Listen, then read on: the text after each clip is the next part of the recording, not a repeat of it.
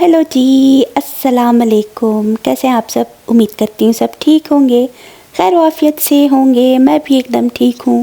तो चलिए व्लॉग का आगाज़ करते हैं। और तकरीबन 12 बजे के बाद का टाइम है। तो यहाँ मैं ऊपर आ गई थी बेडरूम वगैरह समेटने के लिए। और साथ ही जो है सामने का मंज़र देखे, सफ़ेद सफ़ेद बर्फ़ छाई हुई है घरों की छत पे, सामने ज़मीन पे, हर जगह पे सफ़ेदी है।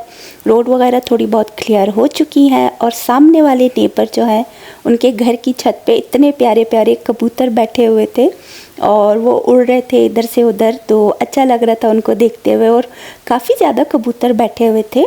हालांकि ये किसी के पेट नहीं है कि घर पे रखे हों, ये बस जो जंगली कबूतर जैसे होते हैं, आज़ाद फिर रहे हैं, उड़ रहे हैं, तो उस तरह के कबूतर हैं। और हमारे जो साथ वाले नेबर हैं उनके घर पे जो सोलर पैनल लगे उसके नीचे इन्होंने अपना घोंसला बना रखा है, तो इधर उधर उड़ते हुए नज़र आते हैं। तो खैर बस फिर ऊपर का काम समेट के मैं यहाँ नीचे आ गई हूँ। और यहाँ बैक साइड का मंज़र देखें, बर्फ़ के बाद का मंज़र। डेक को क्लीन कर लिया था हस्बैंड ने। मैंने कहा अरे भाई रहने देते, मैंने बर्फ़ साफ़ करनी थी। कहते अब तो मैंने कर दिया। मैंने कहा ओहो, मैंने वीडियो बनानी थी बर्फ़ साफ़ करते हुए कि लोगों को दिखाऊं कि हम लोग इस तरह से बर्फ़ साफ़ करते हैं। लेकिन ये कि धूप निकल रही है तो बर्फ़ मेल्ट होती जा रही है, इसलिए फिर उतनी बर्फ़ नहीं बचेगी। लेकिन ये जब आहिस्ता आहिस्ता ज़्यादा बर्फ़ पड़ेगी तब फिर हम इतना थोड़ा सा एरिया साफ़ करेंगे और उसके बाद जो है बाकी की बर्फ़ वैसे ही रहती है।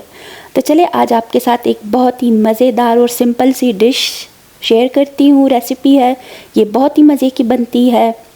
आलू, शिमला मिर्च, प्याज, टमाटर, इतने इंग्रेडिएंट्स चाहिए। तो एक अदद प्याज को मैंने चौकोर कट करके इस तरह से जो है पैन में थोड़ी देर सौते किया। ऑयल भी बहुत कम डाला था। साथ ही टमाटर का भी जो है बीच से गूदा निकाल के बस उसको चौकोर शेप में कट करें और थोड़ी देर प्याज को सौते करने के बाद टमाटर शामिल कर दें। थोड़ा उसको मिक्स करें, अच्छी तरह से भुनना स्टार्ट करें। और साथ ही जो है चौकोर शेप में कटी हुई शिमला मिर्च भी डाल दें। मेरे पास फ्रोज़न शिमला मिर्च है तो वो निकाल के मैंने शामिल कर दी। और साथ ही जो है बस अब इसको अच्छी तरह से थोड़ी देर भुनना स्टार्ट कर दें। थोड़ा सा ज़ीरा मैंने इसमें शामिल कर दिया था कि अच्छी तरह से इसमें थोड़ा टेस्ट आ जाए। अब इनको मिक्स कर लेते हैं। तो फिर इसी तरह से थोड़ा सा फ्राई करने के बाद साथ ही मैंने आलू जो है चिप्स की शेप में काट के फिर उनको चौकोर शेप में कट करके डीप फ्राई कर लिया था। तो अब वही डीप फ्राई किए हुए आलू भी इसमें शामिल कर दें, इनको अच्छी तरह से मिक्स करें। साथ ही इसमें कुछ घर के जो स्पाइसेस होते हैं वही शामिल करेंगे, आम से मसाले, और कोई ख़ास स्पेशल कुछ है नहीं। अगर कनौर का चिकन क्यूब है तो वो शामिल कर दे, उससे टेस्ट और बढ़ जाता है। मेरे पास ख़त्म हो गया था तो बस मैंने जस्ट नमक शामिल किया, हल्दी है इसमें, कुटा हुआ धनिया हो जाएगा और कुटी हुई लाल मिर्च। बस इन चीज़ों को शामिल करके इसको अच्छी तरह से मिक्स कर लें। थोड़ी देर फ्राई होने के बाद बस आंच बहुत ही कम कर दे, दम पे रखना है इसको। एंड में ऊपर से बस गरम मसाला और हरा धनिया, हरी मिर्च अगर आपने डालनी हो तो फिर अपने टेस्ट के हिसाब से डाल के बस इसको 2 से 3 मिनट के लिए दम लगा दे, क्योंकि आलू भी सारे फ्राई हुए हैं, कुक है। और साथ ही प्याज, शिमला मिर्च, टमाटर वो भी क्रंची क्रंची से रहते हैं तो मज़ा आता है। और ये रेसिपी बिल्कुल ही सिंपल सी है, कोई इसमें मेहनत नहीं, कुछ नहीं। लेकिन ये कि मैंने कई दावतों में ये डिश बनाई थी। जब फर्स्ट टाइम मैंने कनाडा आने के बाद ये डिश बनाई, और मैंने फ़र्स्ट टाइम ही बनाई थी क्योंकि मैंने कहीं और पहले खाई थी तो उनकी रेसिपी से ही मुझे आइडिया हुआ था। तो मैंने ये ट्राई की और दावत में जो है ये एक साइड डिश के तौर पे थी। बिल्कुल कम बनाई थी, ज़्यादा भी नहीं कि जैसे साइड डिश में कोई दाल बनाते हैं, कोई सब्ज़ी, तो मैंने ये बनाई थी। और सब लोगों ने इसको इतना पसंद किया कि वो मटन, चिकन, बिरयानी जो भी थे उनको भूल के यही सब्ज़ी ज़्यादा खा रहे थे।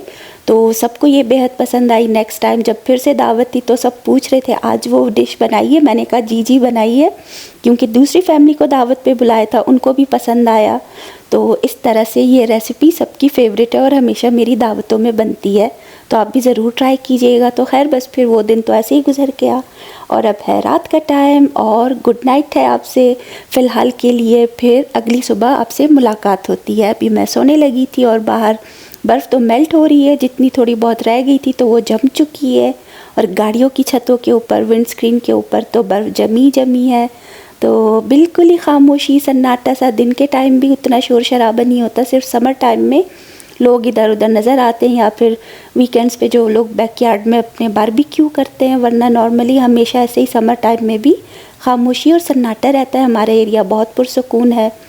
तो चले अब सुबह मुलाकात होती है आपसे, और यहाँ पे हमारी सुबह हो चुकी है, तो मॉर्निंग का टाइम है और यहाँ पे देखिए धूप भी निकल रही है, आसमान अच्छा है, साफ़ है, हल्के हल्के बादल हैं। तो खैर बाहर का मंज़र देख रही थी, कुछ लोग आ रहे थे, मेल बॉक्स चेक कर रहे थे, क्योंकि डेली तो मेल आता है, तो अक्सर ही लोग जो है डेली चेक करते या फिर कुछ दिनों के बाद मेल चेक करते हैं। तो खैर अब बस उठ चुकी हूँ, नाश्ता बनाना है, नाश्ता करेंगे और उसके बाद बस फिर वही डेली के काम जो रूटीन के काम होते हैं वो करूँगी। और आप लोगों से रिक्वेस्ट है, जो नए मेरे चैनल को देख रहे हैं, मेरी वीडियोस देख रहे हैं, तो प्लीज़ मेरे चैनल को सब्सक्राइब करें, लाइक करें, ढेर सारे कमेंट करें। और बहुत शुक्रिया जिन लोगों को मेरी आवाज़ अच्छी लगती है, जो मेरी आवाज़ की तारीफ़ करते हैं। हालांकि मेरी आवाज़ के हिसाब से मुझे कोई सीरियस नहीं लेता, सब मुझे बच्चा समझते हैं, छोटी बच्ची समझते हैं घर पे, लेकिन ये कि बहुत से लोगों को मेरी आवाज़ अच्छी लगती है। तो खैर चले अभी यहाँ पे नीचे आ गई थी, नाश्ता हो गया था और आज डाइनिंग टेबल फिर से क्लीन करती हूँ, क्योंकि बहुत सी एक्स्ट्रा चीज़ें आ गई हैं, तो सॉसेस वगैरह सब कुछ जो टैबलेट्स वगैरह है वो उनकी जगह पे रखती हूँ। और टेबल क्लीन करके अब मैं आ गई हूँ किचन की तरफ। स्टोव काफ़ी ख़राब हो चुका है, चिकनाई वगैरह सब कुछ, माइक्रोवेव की हालत देखें। हालांकि मैं डेली कपड़ा मार रही हूँ, लगा देती हूँ, लेकिन फिर भी चिकनाई वगैरह ज़्यादा होती है और हमारा ज़्यादा काम जो है कुकिंग का ऑयल के साथ होता है, डीप फ्राइंग का होता है।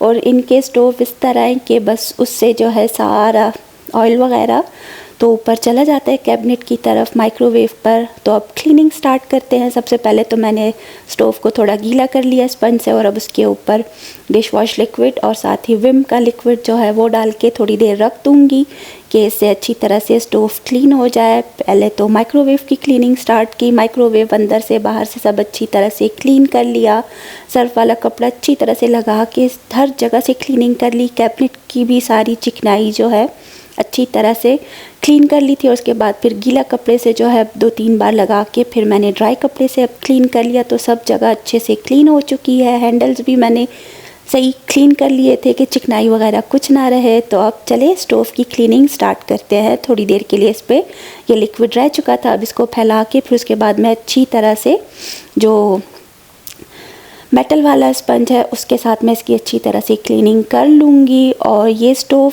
अच्छे भी हैं बुरे भी हैं, क्लीनिंग में भी मसला होता है। अक्सर ही कुछ प्रोडक्ट्स ऐसे होते हैं जो हम रेगुलर यूज़ नहीं करते, लेकिन ये बहुत सी चीज़ों को देखा है मैंने, तो इंशाल्लाह ट्राई करूँगी कुछ ना कुछ कि स्टोव क्लीन रहे। लेकिन ये कि अब मेहनत करनी तो है इस पर, वरना तो डेली मैं इस तरह से हल्का हल्का कपड़ा मार के इसको क्लीन कर देती हूँ, फिर डीप क्लीनिंग कुछ दिनों के बाद होती है। तो चले अब इसकी अच्छे से डीप क्लीनिंग करते हैं ताकि स्टोव चमक जाए, लेकिन थोड़ी देर के लिए, फिर उसके बाद वापस से जो है हमारा स्टोव की हालत जो है वैसे ही हो जाती है।